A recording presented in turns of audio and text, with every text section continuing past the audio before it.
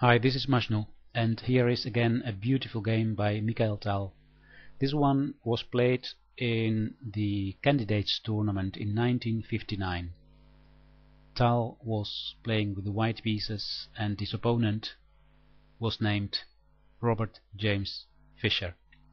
He was playing against the famous Bobby Fischer. Let's have a look at the game.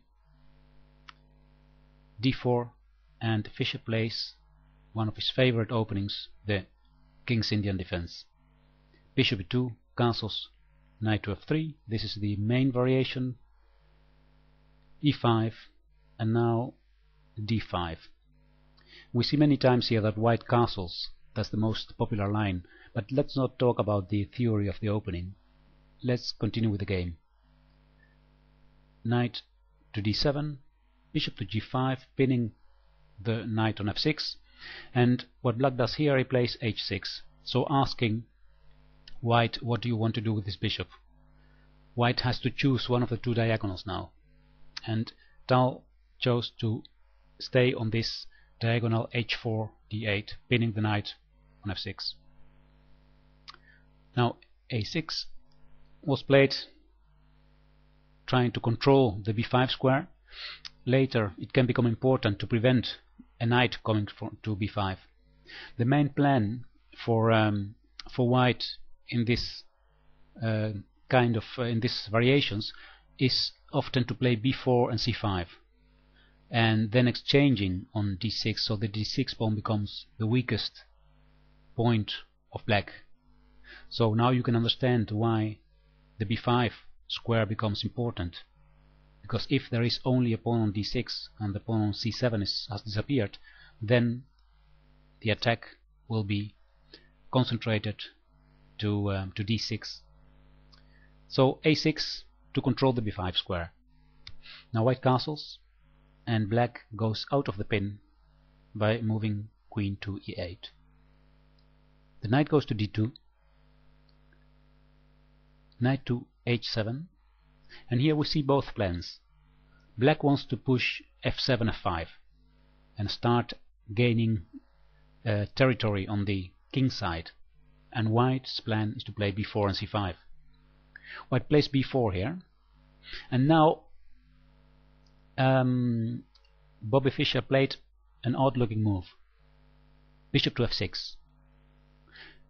In a game before, Fischer had played the move knight to g5, but he wasn't satisfied by this. The result was not what he wanted, so in his preparation he decided to play bishop to f6 and trade the dark square bishops.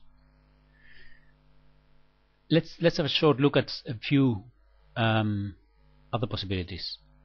To play f5 here immediately is actually better for white, because white can take now on f5, he takes f5, and black cannot take with the g pawn. That's the thing. If black could retake with the g pawn, it would be alright, because g takes f5 and black would control all these center squares. But the thing is that here bishop to h5 can be played, and now we see that the queen has no way to escape, so black would be forced to play rook to f7, giving the exchange. So this means that after e takes f5, rook takes f5 is forced, and in that case the e4 square is totally dominated by white.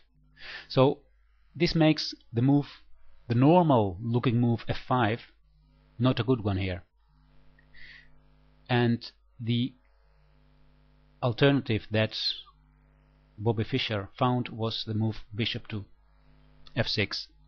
Now white can make two possible moves: exchange the bishops on f6 or retreat his own bishop to g3. Tal took on f6. If he would have played bishop to g3, then this, let's say, bad bishop of black goes to g5 and becomes suddenly a very good bishop that is very active here. So that's the reason why Mikhail Tal took here on f6. Black retook with the knight, and now knight to b3 was played.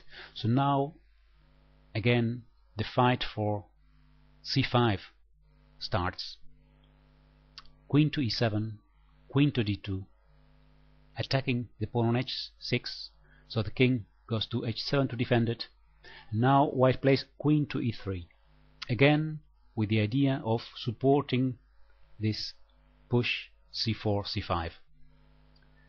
Black plays the knight to g8, preparing his own plan to move f5, and both players continue with their plan. c5 is played, and now f5.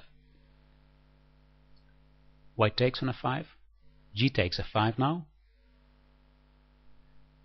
and now f4 is played. This move f4 is in this occasion good because there are no dark squared bishops. The bishop on g7 is no longer there. It has been traded. So that means that it doesn't matter if black advances here because there is no strong bishop on this diagonal. That's why Tal saw that the move f4 was a good one here. Fischer took here, and Tal didn't want to exchange queens. He took queen takes f4. And this is a very crucial moment in the game, because it's here where the tactics start arising. Fischer